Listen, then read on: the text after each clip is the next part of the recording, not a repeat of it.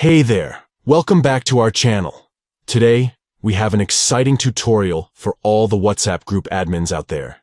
In this video, we'll show you how to allow group members to edit group settings. So, let's dive right in. Step 1. Start by opening WhatsApp on your Android device. Step 2. Once you're inside WhatsApp, navigate to the group you want to grant editing permissions to. Simply tap on the group to enter its chat interface. Step 3. Now, at the top right corner of your screen, you'll see 3 dots. Tap on those dots to access the Group Options menu.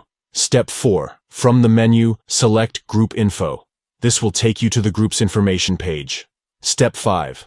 On the Group Info page, you'll find various options.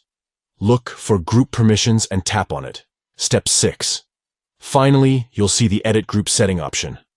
Simply toggle it on to allow group members to edit the group settings. And there you have it. You've successfully enabled group members to edit the group settings on WhatsApp. Now everyone can contribute and make necessary changes to enhance the group experience. We hope you found this tutorial helpful. If you did, don't forget to give this video a thumbs up and subscribe to our channel for more amazing tutorials. Thanks for watching, and we'll catch you in the next one.